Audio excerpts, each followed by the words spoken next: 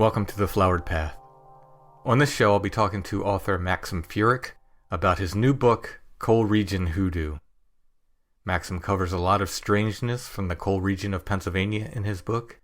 In our conversation, we will be talking about Catholic mysticism in the coal region, including an apparition of Pope John XXIII appearing to miners trapped in a cave-in, the doomed town of Centralia, supposedly cursed by a priest, Father Alphonsus Trabold, an exorcist called in to deal with the famous haunting, St. Teresa of Avila, and more.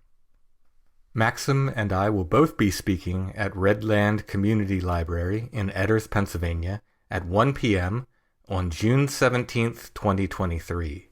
You can go to yorklibraries.org/events or call 717-938-5599.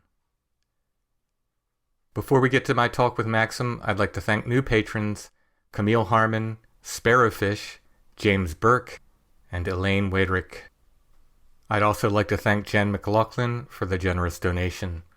Patrons and donations help me continue to make The Flowered Path and bring you more content. All patrons get the regular episodes of The Flowered Path ad-free, often before they drop on the regular podcast feed.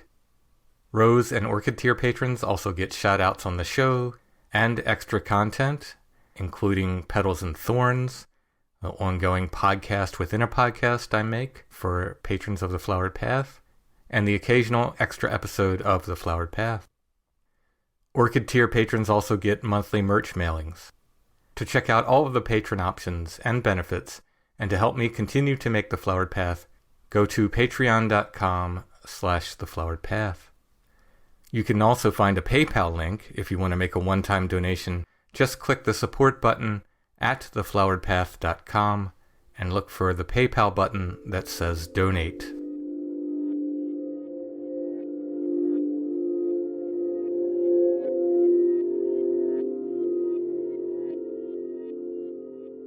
I'd like to welcome Maxim Furek to The Flowered Path. How are you doing tonight, Maxim? Hi, Tim. Yeah, thanks so much for inviting me on your program. Looking forward to a nice conversation. So thanks again.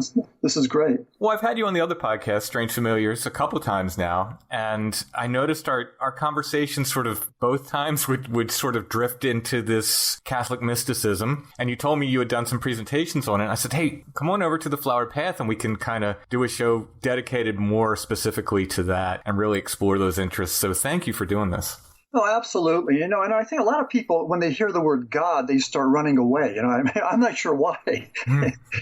But this is exciting stuff. And I think the realm of the spiritual fits into, the paranormal and the scientific. I mean, it's all the same thing. We just got to figure out, the definitions and terms and just how all of this works. But, we're talking about miracles and apparitions and exorcisms and all that, so it's exciting stuff. I'm glad to be able to read about it and write about it and talk about it. So, and this is great to be able to be on your show and to be able to articulate this for a group of listeners who I believe, have a real vested interest in this subject matter. Well, the two of your books I've read, Coal Region Hoodoo and Shepton, Myth, Miracle, Music. This sort of Catholic mysticism plays a role in both books, kind of a big role, honestly. And both books, have their roots in this coal region. So I know you grew up in the area. Did you grow up Catholic? And is Catholicism a big part of the culture of the coal region?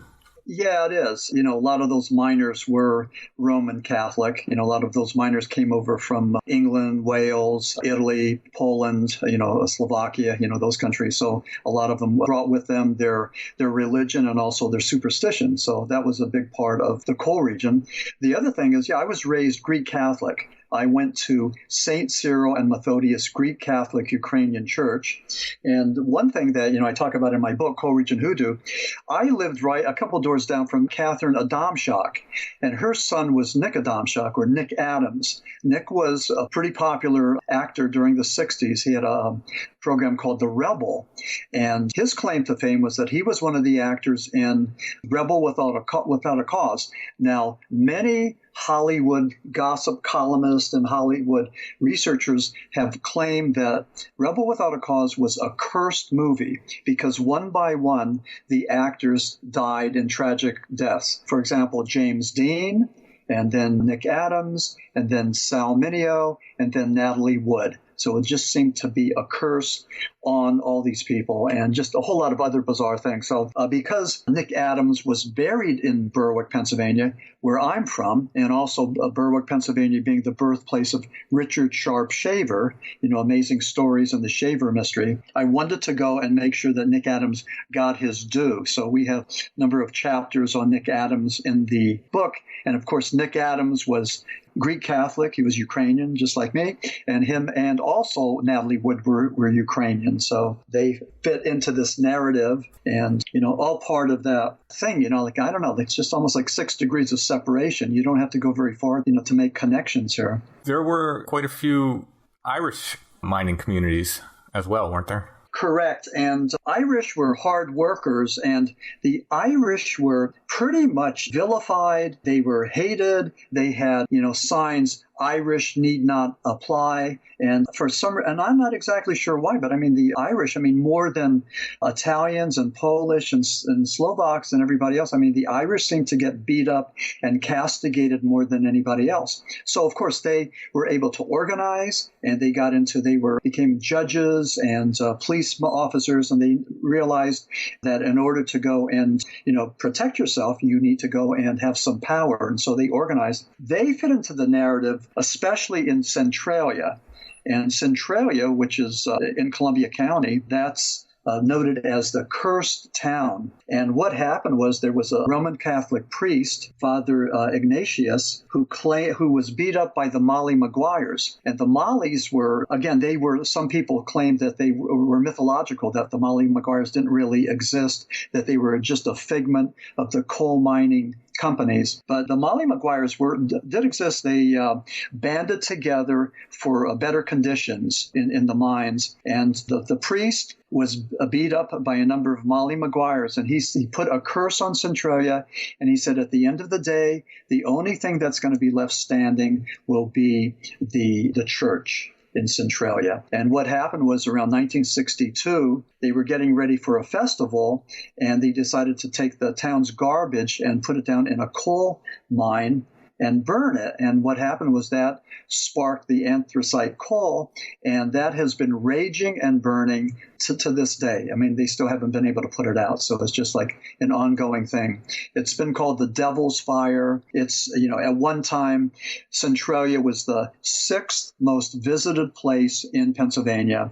And a lot of the paranormal people would come there just to take a look at what was called Graffiti Highway. Mm-hmm. And that was a highway where all the kids would come and put their graffiti marks on it and everything. Now what they did was they put tons and tons of dirt on that, and they bulldozed it. So graffiti highway is just a thing of the past, and the people don't come to Centralia like they used to. But every time I went there, I would see a ton of people from the Philadelphia area, college students making the trek to Centralia just to check it out. So it was pretty neat. And Centralia is right in my backyard.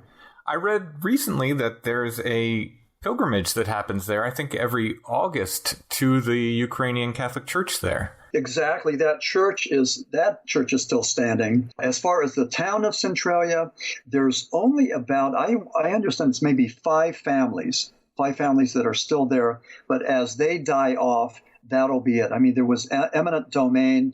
The state of Pennsylvania bought out the town and relocated the people just because there was toxic gases, and it was just a horrible environment because of the fire. And then, of course, people couldn't just accept that and say, okay, there was a raging fire and we need to relocate. But a lot of people were saying there was a conspiracy, and because of all the tons and tons of billions of dollars of anthracite coal underneath Centralia, people are forcing people out for, I don't know for what, nobody's ever going to be mining for coal there. So, but nonetheless, the conspiracy theories tend to pop up. And do you have any ideas why? I have a couple of conspiracy theories in the Coal Region Hoodoo, but Tim, do you have any idea why conspiracies pop up? No specific reason. Anytime you tell someone they can't go somewhere, they're going to come out with conspiracy theories about it. Yeah, yeah. I think it's a man's need to understand, our search for meaning, and if you can't figure it out, like even for the assassination of our beloved President John Kennedy in November of 1963, I mean, we couldn't just accept the fact that he was killed, but there are countless theories, conspiracy theories about other people being involved in his death, the single bullet theory, and just so many things. I mean, we really don't know. I mean, we're still looking, and people are still doing documentaries and writing books. I talk about the assassination of President John Kennedy because with the Shepton mine disaster of 1963, that took place in August of 63, it was the biggest story for the Associated Press for that year until Kennedy's assassination. So that surpassed the Shepton disaster of 63, which was for those folks who haven't heard of Shepton,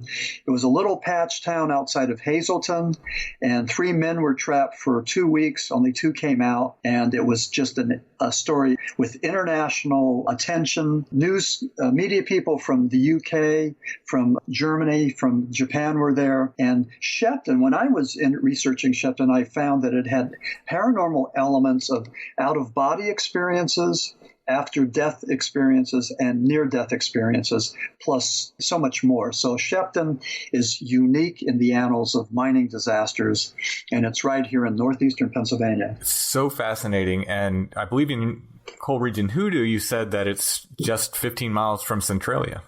Exactly. Yeah, they're sort of like an epicenter. And in Coal Region Hoodoo, I talk about a lot of Berwick-based, Berwick-centric things. Like, for example, Nick Adams was buried in Berwick. Richard Sharp Shaver, who was really huge in the 1940s, and he still is. Shaver is still big in ufology. I mean, the Shaver mysteries just won't go away. Yes, Shaver, for those not familiar, he wrote a lot about beings inside the earth.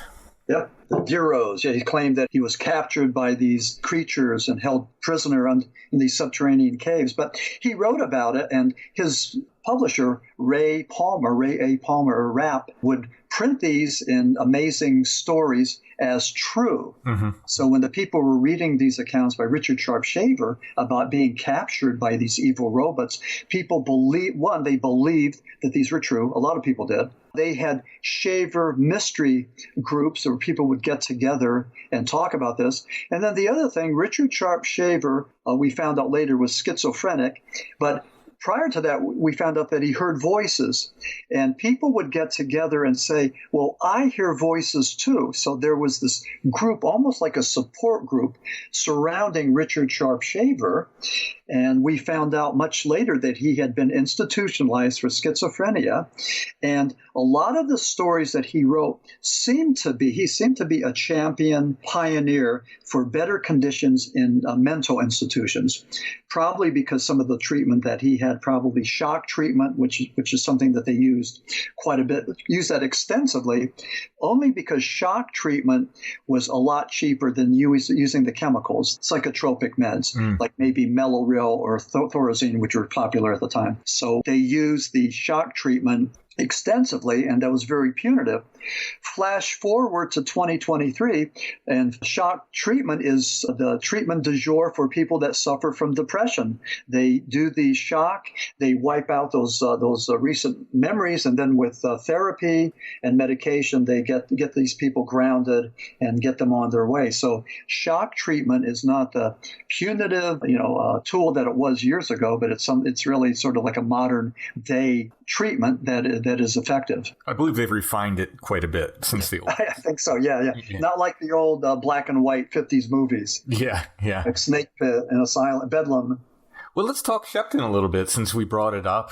This is an incredible story of, initially 3 miners that get trapped in this mine collapse and then have this amazing set of experiences, which include Pope John XXIII. Yeah. One of my favorite characters, Pope John XXIII, is such a controversial figure to this day in many, many ways. But the miners were trapped for those 2 weeks, and they got out one by one. Davy Fallon, the older guy, told Hank Throne. Davy Fallon was 58, Throne was 28. And the older guy said, Hank, when we get topside, keep your mouth shut. don't tell anybody what we saw. And he was referring to the apparition of Pope John XXIII, that Hank Throne was an atheist. He just knew Pope John XXIII as the stranger. But as soon as Hank Throne got to the Hazleton General Hospital, and there were two separate trips by helicopters. So Throne went there first, and then Davy Fallon. But by the time Fallon got there, Throne had already been talking to the media. And again, the paparazzi were as prolific back in 1963 as they are in 2023. Mm-hmm. So Hank Throne, as soon as he was rescued and went topside, he passed out. He was very histrionic. They took him to the hospital, and they started to ask him questions, and he told them about the stranger. He told them about seeing Pope John XXIII, told them about seeing golden cities and people sitting on these stairwells and the humanoid creatures and just a whole lot of bizarre stuff. Fallon had told him specifically, don't talk about this because they'll think we're crazy. They'll think we're mentally ill. So the paparazzi kept on asking him all these questions. But what happened was, as soon as they got to the Hazleton General Hospital, there was a picture. Remember, this was 1963, a picture of Pope John XXIII. Now, this was in August of 63. The Pope had passed away in June of 63. There was his picture there. Again, a lot of Roman Catholics in Hazleton and in northeastern Pennsylvania. And Hank Throne, the agnostic, the non-churchgoer, the non-believer, said, look, Davy, to Davy Fallon, look, there's the guy that we saw. There's the stranger. There's his picture. So he's pointing to this picture of Pope John XXIII that he was not familiar with because he didn't care. I mean, Hank Throne spent his lifetime in bar rooms, So anyway, after all this was said and done, Hank Throne founded a non-denominational church in Hazleton, and he stopped drinking, and he sort of mended his ways. And there was a bit of what I would call a religious convergence. And even with Fallon was talking about his faith. And he said that he was praying. He said, if you don't believe in God down there, you won't believe in him anywhere. And Fallon said that if you don't believe in God, go through a thing like this. And he meant his 2-week ordeal. Then you'll know there's a God. So when they were trapped there underground, Pope John XXIII appeared to them. He was there with them. And they both saw him. They both saw this apparition. They saw the image of Pope John XXIII, and in all three cases of miracles by Pope John XXIII, and I wanted to talk about this a little bit, all three of these miracles happened after Pope John XXIII had died. I was talking to a Roman Catholic nun about this, and I said, Sister, did you know that all three of these miracles happened after the Pope had died? She goes, well, of course. I said, what do you mean, well, of course? She goes, he died and went to heaven, and that's where he got his authority. And he was able to perform the miracle. And your listeners probably know that miracles, are sort of difficult to explain. They transcend natural law, and they can't be explained by natural law. But it's sort of a contradiction to natural law. It's sort of a divine operation. But it wasn't so much about Pope John XXIII. But certainly he lived a life of piety, had a deep faith and devotion. He did good works. He was filled with God's grace. But that was just the beginning of it. It was God working through him to manifest those miracles. Maybe he was vetted. He was deemed worthy of performing miracles. So it doesn't just happen to anybody. It's not happenstance or random. I mean, there's a gateway, price to pay, if you will.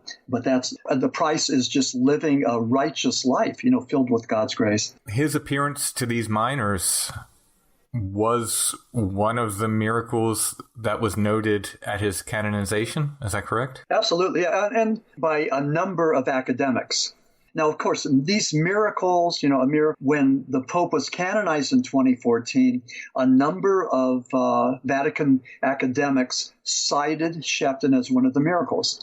As a matter of fact, Father Joseph Mary, who was the chaplain for EWTN, Eternal Word Television Network in Alabama, he was on there. You could still see the YouTube video, 2014, where Father Joseph Mary is talking about the Shepton mine disaster and Felon and Throne and talking about the Pope's miracle. So, it's noted and recognized. It's documented. In all three cases, if you look at the MO, the modus operandi, in all three cases, Shepton and then the two medical miracles that Pope John XXIII performed in Italy, all three times the Pope would just be standing there sort of towards the back with his arms folded, almost as though giving them a sign of hope, a sign to relax, everything's going to be okay. Again, what was this? I mean, in my book, I call it a miracle.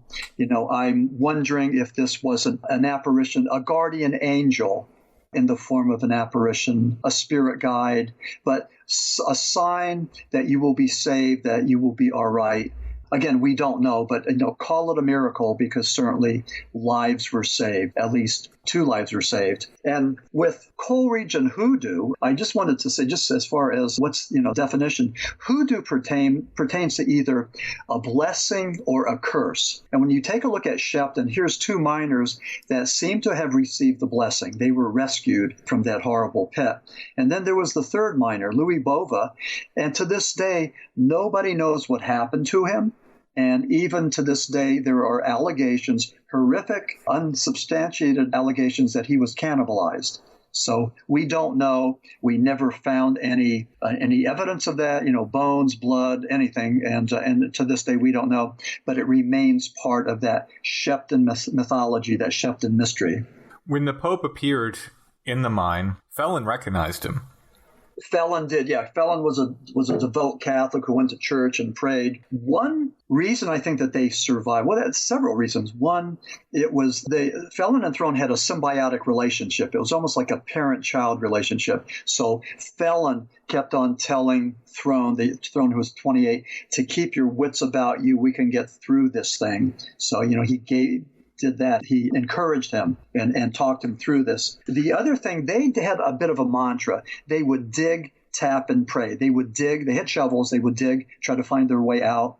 They would tap so that the rescue team, wherever they were, the rescue party, would be able to hear them. And then they would pray. And with St. Teresa of Avila, who I have a chapter in Coal Region Hoodoo on St. Teresa of Avila, who was a Rome 14th century Spanish mystic. I mean, she was just such a wonderful, just a cool woman. I really enjoyed researching her, but she believed that through prayer and meditation, we could reach states of ecstasy and rapture, and a thing that she identified as flight of the soul. Now, that flight of the soul was experienced by Dave Fallon and Hank Throne when they had their numerous out-of-body experiences. They went through the mine. They were up there and they could look down and see the rescue party. They could see those thousands of people that was comprised by the National Guard, military, Salvation Army, onlookers, the rescue team, just on and on and on. The media, massive amounts of media. So they saw that and they talked about that. And Fallon said that it happened with him twice. Throne said that it happened to him once. And just another amazing thing. So out-of-body experiences, near-death experiences experienced by the miners, and the afterlife experience by Pope John XXIII. His presence was manifested months after his death. And again, this is what he did with his other 2 miracles. Fallon had the presence of mind, though, not to tell Throne that it was... Like, he recognized him as Pope John XXIII, but he had the presence of mind, says, I'm not going to tell him that, because he didn't want to freak him out. Exactly. That's exactly the way. Yeah, he didn't want to freak him out. Again, at 58 years of age, Dave Fallon was our John Wayne. He was just a strong, courageous guy. He would speak his mind. And as a matter of fact, when he was rescued, he blasted the rescue team for taking so long to rescue him. He said it should have been faster. So he became the pariah. And he had to walk that back. He had to go and apologize for, his lack of appreciation and gratitude for them saving his life. But he would do that. But Throne was very impetuous and vulnerable. And Fallon did not want to go and say, look, there's the stranger, there's Pope John XXIII. He was just afraid that Throne wouldn't be able to handle it down in that shaft. And by the way, for the listeners, where they were trapped, it kept on changing because they would have other mine falls, collapses while they were down there. But there were parts of the mine where they had to crawl, other parts where they could actually stand and walk. And they believe that the place where they were trapped might have been as big as a football field. But again, the terrain changed, every so often. So wow. Just an amazing thing. And, and again, I tried to write this in psychological terms. What would it be like to be trapped 330 feet down below, crawling on your hands and knees, sucking in particles of coal dust, having nothing to eat or drink, and no hope of being rescued? And that had to be the most damaging, the most heartbreaking thing that what if we never get rescued? And just an amazing thing. So, well, like Felon said, if you're not going to find God there, Yeah. Wow. I think that would have been the only possible thing that would have gotten me through. Yep. Dave Felon talked about that a lot. I mean, he talked about his strong faith. He talked about God, and it's almost as though his ordeal in Shepton sort of, I'm trying to think of a word, but it just, not guaranteed, but it did something to us. It validated all of his beliefs. Mm-hmm. I mean, everything that he believed in, his going to church and praying and everything else. I mean, it was just validated by this wonderful miracle. And that's what it was. It was a miracle. It was something that, looking at the scientific, realm, the natural laws, it just wouldn't happen. This is something that's just it's an outlier. It's just amazing that they were saved, and they used unique rescue technique. And then after that, I mean, how important is Shepton? I mean, nobody knows that the Shepton rescue technology, they saved people in Q Creek, Pennsylvania. And then in 2010, and there was a movie called The 33, Shepton rescue technology from 1963 saved those 33 miners in that Chilean copper mine disaster. Amazing. Shepton saved those guys. And there's been 3 books and I don't know how many, and at least 1 motion picture about that. And the Shepton rescue team does not seem to get its due. Because, I mean, I read all this stuff and I mean, nobody's saying, yeah, thanks to the rescue team at Shepton, the people in Chile can walk around. But the allegations of cannibalism in Shepton, interesting thing, in 2010 in Chile, they were running out of food rations, those 33 guys, and they were trapped there for a long time. They all had a ration of a tablespoon of tuna fish, a couple of crackers, and a little bit of milk. And they knew that at a certain point, they were going to run out of food. So in the journals, in the 2 books that were written about the Chilean copper mine disaster, they started to say, well, maybe we were going to have to resort to cannibalism. And there was and this was documented in these books. And one of the gallows humor, the dark humor, was that everybody there of the 33 was from Chile, except for one guy, and he was from Uruguay. And according to the one writer, he said, well, if anybody's going to get it, get cannibalized, it would be the guy from Uruguay. So that was the little dark humor joke, but luckily that never happened. But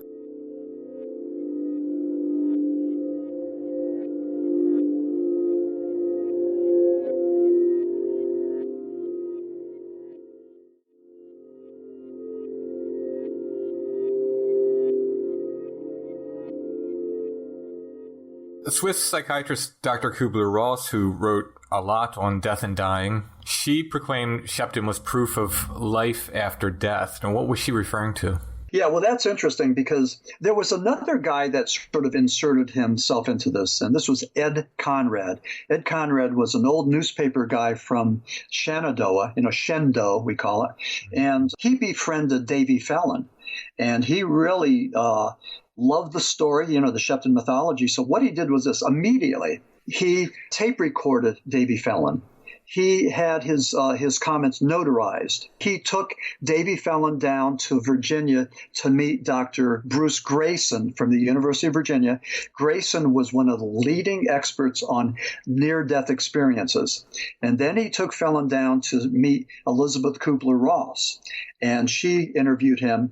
And in both cases, Elizabeth Kubler-Ross believed that Shep was a prime example of life after death. And she was referring to Pope John XXIII 23rd, who had died in June, and Shepton, of course, was in August.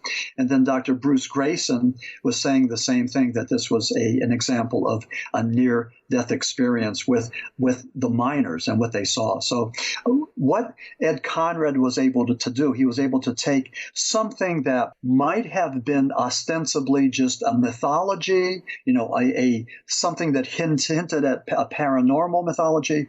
He was able to go and connect the Shepton people with experts who were able to go and say, wait a second, there's something there, something that's authentic and something that's valid. And so that's what Ed Conrad did. And that's the part that Ed Conrad played in this thing. He brought it a little bit closer to the scientific realm by doing what he did. You have in Coal Region Hoodoo an entire chapter on St. Teresa of Avila.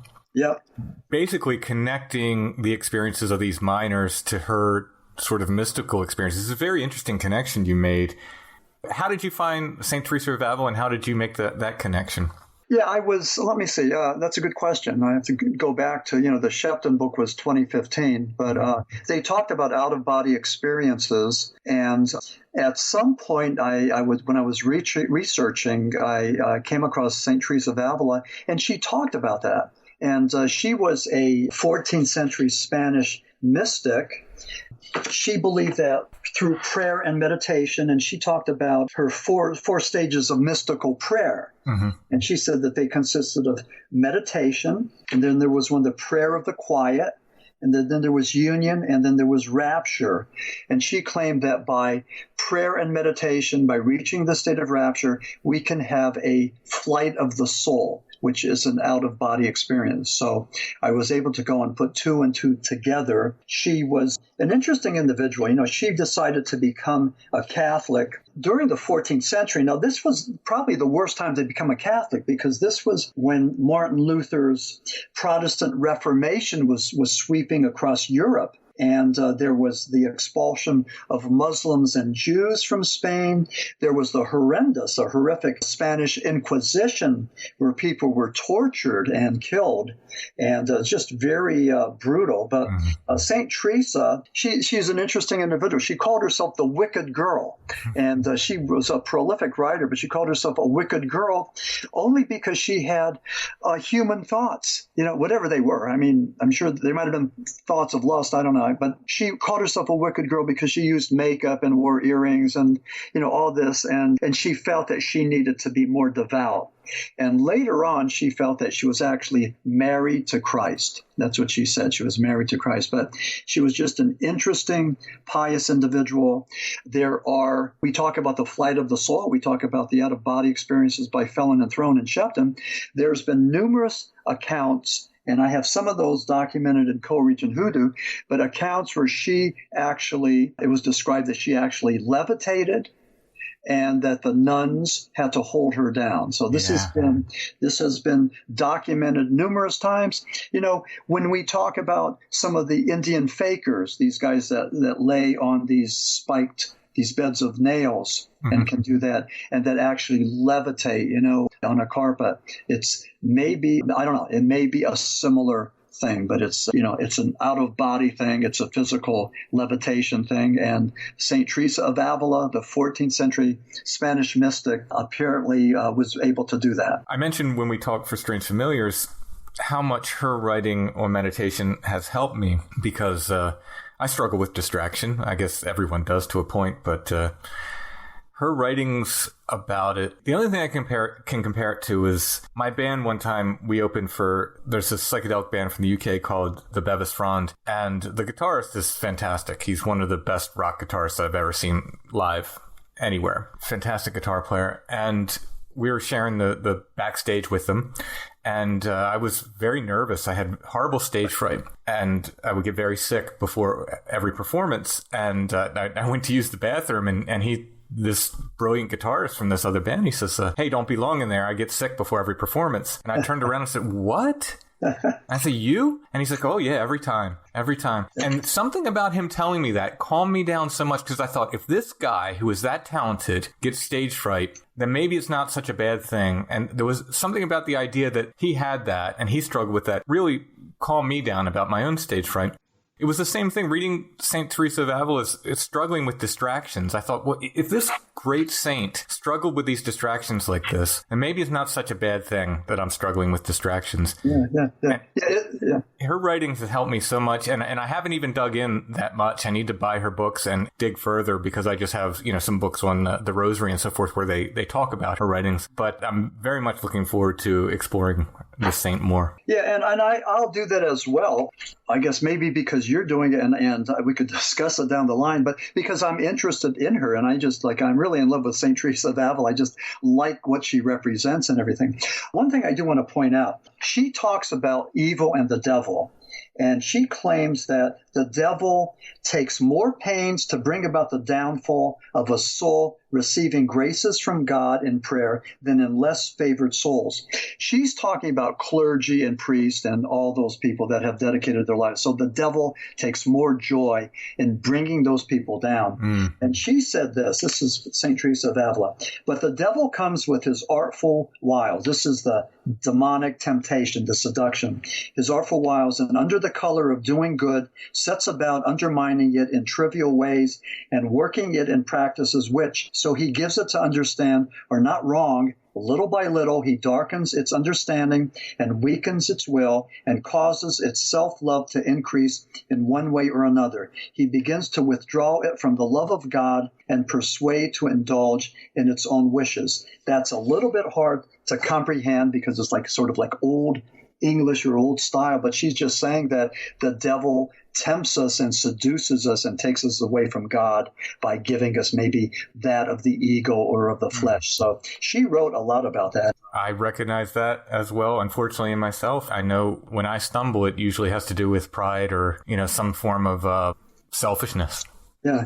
Well, I was a drug and alcohol counselor, and, we talk about AA and the 12 steps and all that, and we talk about not perfection, but just like a progress, just to take it one day at a time. So, I don't know. I mean, every day's different, it's, right now I'm with Coal Region Hoodoo. I can't tell you how filled with joy I am because the book has been well received and is doing well, and I'm getting a lot of response from it. And as a writer, we need that. We need the world to say, listen, we've read your text and we like it, or this is what we think. Just to get that feedback. So a lot of times us writers tend to live in a vacuum because sometimes we just don't get that response. So, sure. We all need that affirmation, and we're all human. And the only thing I would say about, everybody listening to this, if you have a toolbox that's filled with a whole lot of things, like whether it's prayer, meditation, friends, a phone call, exercise, playing your music, listening to Van Morrison, whatever it is, when the bad days come, when the dark days come, if you could reach into that toolbox and find something to help you get through those dark days, those dark times, then you're doing good. And if you continue to fill that toolbox with something, and, Tim, maybe me and you have filled our toolbox, part of it with St. Teresa of Avila, that's kind of cool. Your book, Coal Region Hoodoo, it has this blend of the spiritual and the supernatural that's pretty interesting. How do you, kind of manage that? Yeah, I was taking a chance. And first of all, I'm so glad to be on your show and to talk about this. But I didn't know if writing about Roman Catholic mysticism and Pope John XXIII and St. Teresa of Avila, I didn't know if that was going to be able to go over, if my readers would actually accept that. But I thought about it and I thought, yes, this deserves to be there. It's part of it. So the spiritual and the paranormal fits into this whole thing, that somehow slots into the scientific. It's all part of the same thing. When we talk about miracles, when we talk about St. Teresa of Avila levitating, that is no less awesome than seeing a UFO or absolutely, or a UAP or seeing a Bigfoot creature. It's the same thing of wonder, that same thing of awe. So as human beings, whenever something like that happens, we celebrate it. It just adds to our human experience. So I'm glad that I was able to do that. And I think that I'm just so proud that I was able to go and write about something of a spiritual nature. And just maybe one or two people will start reading about Pope John XXIII or St. Teresa of Avila, or the Schmurl haunting and, the priests that were involved in that. So, if they do, I think then that's great. Then, we've opened up, their minds and their insights to something more. So that's. So you said that the paranormal found you, that you didn't go looking for it. So how did that happen?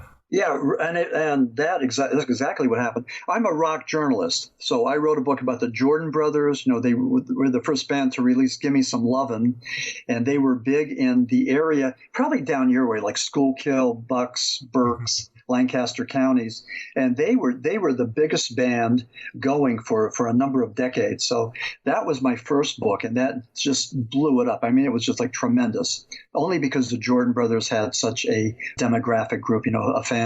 I wrote a book on Generation X and the connection between grunge rock and heroin. And then I was writing a rock mythology, and I just wanted to connect the 1971 song Timothy, which was about cannibalism in a mine shaft. 3 guys trapped, only 2 came out. What happened to Timothy? And I wanted to connect Timothy the song with the Shepton mine disaster. And that's what it was going to be, just a rock and roll book, about cannibalism and a pop song. What happened was, as I was researching Shepton, all of these things came out. Pope John XXIII, the humanoid creatures, the golden cities, the, allegedly near-death experiences, the miners seeing their ancestors sitting on these steps, and all kinds of just weird stuff. So when I wrote Shepton, the Myth, Miracle, and Music, that was how the paranormal found me. I mean, I didn't know anything about Shepton until I started to read their accounts. And Shepton was a bigger story than just about a pop song, connecting with the mine disaster. Mm-hmm. It was huge. And I don't know of any mine disaster that's as huge. I wanted to call this book the Shepton Convergence because of the convergence of themes, and on the back of the book, I call it the Shepton mythology. So, and that's what it is. It's just a mythology that, we try to understand, and it's something that won't go away. But the paranormal found me because with that book, I started to get invited on all these podcasts and, Art Bell's Midnight in the Desert, which was an interesting one because I was interviewed by Heather Wade, and that's because Art Bell's life was being threatened. He was undercover. Oh, I remember that. Yeah. Yeah. So that was, I'm going to say, I think it was 2018, maybe 2019, but Heather Wade, I remember it was like 12 o'clock, pretty sure it was 12 o'clock my time, Eastern Standard Time, and it was like a 3-hour. Oh, that was grueling. It was like a 3-hour presentation. I've done some of those for Coast to Coast AM, where I've just been on all night. Yeah. I get off the phone at 5 a.m. or something. But anyway, that was that. So then the paranormal found me. Then I found an audience, and I found that there are people that are really interested in this. So Coal Region Hoodoo continued with that journey, and I just thought, okay, I'm going to go and I'll address Shepton and Pope John XXIII a little bit more, but deeper and wider. So I did that, and then of course added the chapter on St. Teresa of Avila. One thing that I did a couple years ago, there were in Drifton, Pennsylvania, there was the Sophia Cox Foundation. It was a mansion that the very altruistic coal mining companies, the people that owned the Eckley mining village, they created this, and so they would do programs there. So they invited me there, and we did a program called Roman Catholic Mysticism, and I talked about miracles and apparitions. And I talked about Pope John XXIII, and it was just amazing because a lot of Roman Catholics, hunger for this information, but a lot of times the church won't talk about it because a lot of times people that talk about these things, like I'm doing tonight, a lot of times these people are sort of mentally imbalanced and they have another agenda. Mm-hmm. And so the church sort of stays away from some of these themes, I think, just to keep from being embarrassed. So, but I can do that. I mean, I don't speak for the church, but I do speak with reverence and with respect. And so that's, pretty much where I'm coming from. But yeah, the paranormal found me and grabbed me and then spun me around. And, I just can't believe it, but everything worked out pretty good. So I like doing what I'm doing. And I was myself as a paranormal researcher, but I felt, after a while that was just a little bit too pompous. And I'm not a researcher. I'm a writer. I'm an author. So I call myself a paranormal author because, I don't go into these houses looking for ghosts or demons. I'm not a ghost hunter. I'm just a researcher and more of an academic than anything else. You at some point got to meet Ed and Lorraine Warren, who are very famous Catholic demonologists, ghost hunters. I don't know what people would want to call them. I know they were involved in several different hauntings and accounts of demonic infestations and so forth. How did you end up meeting them? Well, they were on a 15-city tour, and they had co-written The Haunted. There was a book from 1988, The Haunted, One Family's Nightmare. So it was written by Robert Curran, and he worked for the Sunday Independent. And at one point, I was working for the Sunday Independent. I was their Columbia County reporter. And then Robert Curran, Ed and Lorraine Warren, and Jack and Janet Schmerl were all involved in writing that. But Ed and Lorraine were in Jim Thorpe. So I wrote a letter to the Victorian Theater, asked permission to do an interview. So I hung out with them. I took these wonderful pictures that I included a number of them in my book. We kept up a correspondence. They lived in Connecticut. They were Roman Catholic demonologists. They lived in, I want to say it was Warren, Connecticut. But for some reason, Monroe, Connecticut also is popping up. But anyway, it's one of those towns. But I would call them up every so often, doing some research haunting and demonology. And Lorraine had a pet rooster, so you could hear the pet rooster in the house. And they were just lovely people and very helpful. And what's interesting with the parallel world between Ed and Lorraine Warren and Pope John XXIII, they were loved and hated. Pope John XXIII was the one who gave us Vatican II, and that's where he tried to modernize the church and allow churches to say Mass in Latin, languages other than Latin.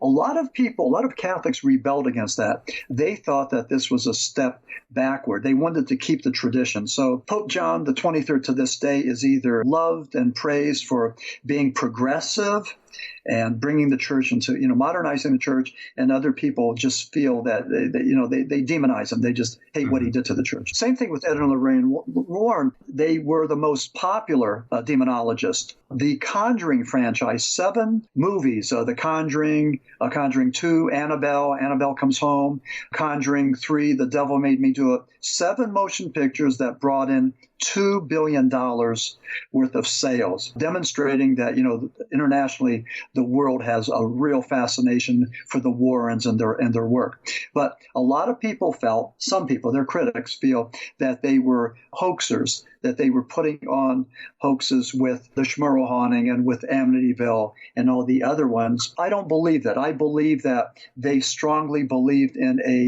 demonic realm, a realm that was that could be infested with demonic spirits.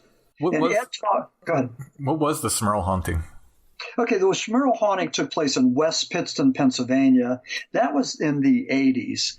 And what happened was the Schmerl family heard howls and pig grunts. And there were fires, things would burn, appliances. Jack Schmerl claimed that he was raped by a succubus, a female demon. The Catholic Church in Luzerne County was very much interested in this, and they were very receptive and they were very supportive.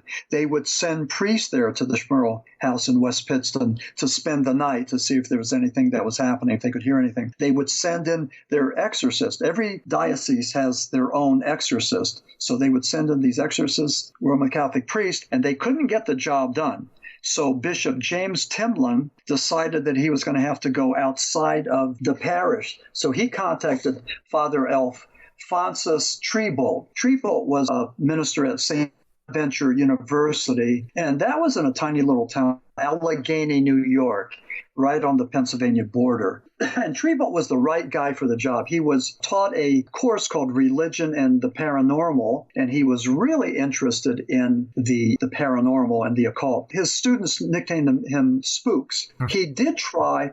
Now, he was able to go and get the job done in the Schmurl haunting, but the one that he tried, there was a famous haunted house called the Hinsdale House in New York, and he tried to perform an exorcism, and he failed. But he wrote this. This is from Father Alphonsus Trabold. Quote, and this was about the Hinsdale House, some ground is just bad. No one knows why. So just leave as soon as you can and take only your things with you. Don't discuss your plans inside the house. This place is just a hole to hell. Mm-hmm. And that was the Hinsdale House circa 1974. And then in the 80s, he came to West Pittston, and he was able to go and exorcise the demons out of that home, but it took him 4 times to do that. Wow.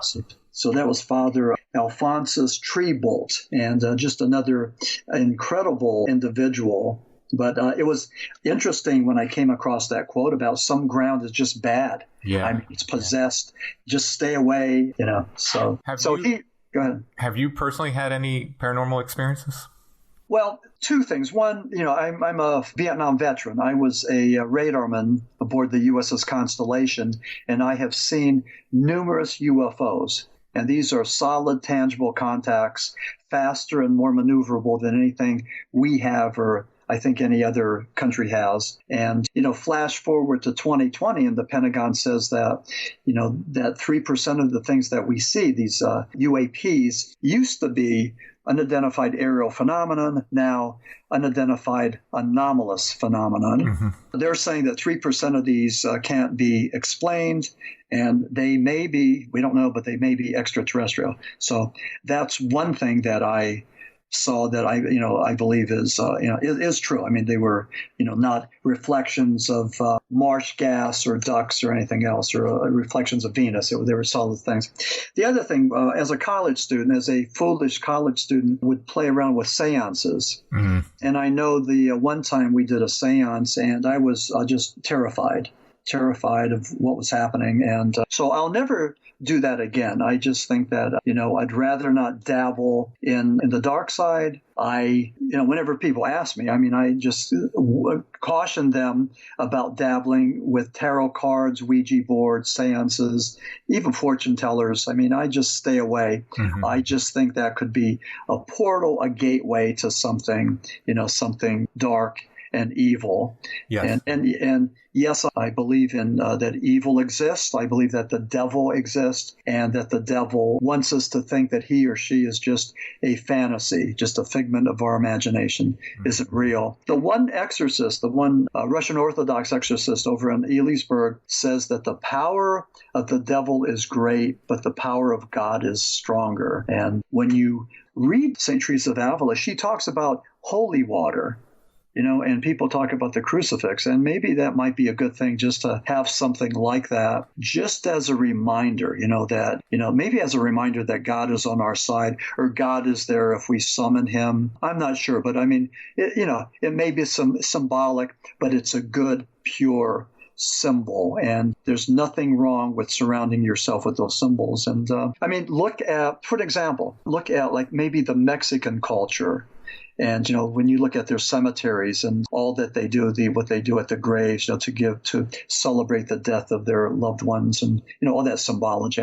I think it's good. I think it's powerful, and it's respectful. So. Mm-hmm. We talked about this a little bit on Strange Familiars, and I'm pretty sure we're going to have the same answer to this, but I imagine your advice for those who are interested in learning more about the occult and about this stuff is going to be similar to mine. What I generally say, and you can add to this at will, is if you're interested in it and you can read about it and stop there, or listen to stories on podcasts and stop there, that's my recommendation. Just enjoy the stories and don't get involved with it. For me, my journey through the paranormal led me back to the church. So it had a very, what I view as a positive result. Seeing all these incredible things and experiencing all these incredible things and talking to these people who have seen and experienced all these incredible things sort of pointed me to the saints and the incredible things that were happening for them. And I saw this connection there, and it brought me back to the church. But I also know it doesn't always go that way, and it can go a much darker way. My advice to people is, if you can just read about it and just read stories and listen to podcasts and don't go any further, that is my absolute recommendation. I'm sure your thoughts are similar, but if you have anything to add to that, please do. No, I agree with you. But, it's almost like silly season with all the ghost hunters. There's all these young people that want to go out hunting for ghosts, and they go into these alleged haunted houses. And I don't know. I mean, I think their passion may, cloud their judgment. And, I don't know a whole lot about it, but I know that it's happening a lot. Mm-hmm. A lot of people doing this. And, I agree with you. I mean, just like keep a healthy distance. And and protect yourself, mm-hmm. and don't for a second think that this is that this is foolish talk. I mean, evil does exist, and it's out there, and mm-hmm. and just be aware. It's funny you mentioned holy water. I keep a little bottle of holy water with me whenever I go on anything paranormal, anything, like this. It's always in my pocket and constantly in my pocket. I don't leave the house without my rosary. Yeah. When you told me about your Catholicism, I mean, this was a couple of podcasts back. I mean, like, it brought me joy. It was good to hear that. It was like a positive message. It was like a person that found his way, mm-hmm. that maybe yeah. I mean, it was a good, positive thing to say. And it's good for one human being to hear that from another human being. So, I mean, again, thanks for sharing that. I mean, on a personal note, it was significant to me. Your newest book is called Coal Region Hoodoo: Paranormal Tales from Inside the Pit. Where can people purchase it? Well, certainly on Amazon.com. They seem to have taken over a huge segment of the literary world. So Amazon.com will have the book. Also, if somebody would want a autograph copy, you could contact me at www.maximfurek.com, and it's MAXIMFUREK.com. So just contact me there, and we could talk, and we could go and get you a copy of Coal Region Hoodoo. But if you're in the area, Tim and I are going to be in Edders, Pennsylvania on Saturday. What is that, the 17th? Yes. 17th, have a program at 1 o'clock, so hope to see you there. Yes, we will be giving a talk on various paranormal topics. I think you'll just kind of be going over some stories from your book, and I'm going to give the audience a choice what they want to hear me talk about. I'll bring a couple different subjects to talk about, so we'll each be given a talk, and then we'll hang out, we'll sign our books if people want. That's at Redland Community Library, 70 Newberry Commons, Edders, Pennsylvania, 17319. You can go to yorklibraries.org/events to register.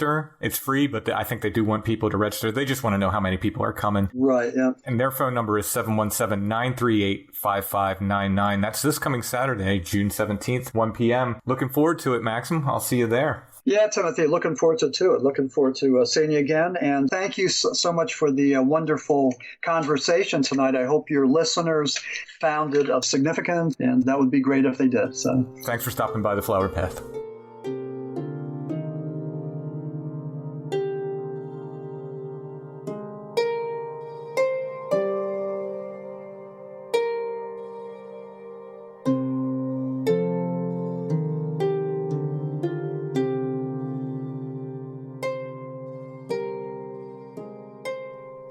Even though we didn't have a news segment this time, I want to thank the news writers, Sarah and Kevin, patrons and friends of the show.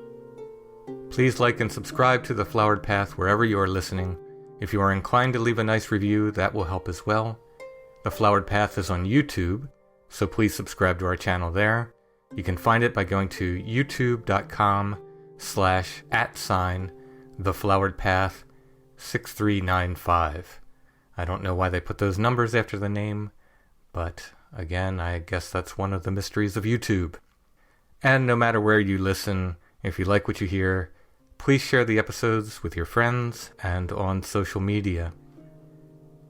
You can find The Flowered Path on Facebook, facebook.com/TheFloweredPath, on Instagram @TheFloweredPath, and on the web at thefloweredpath.com.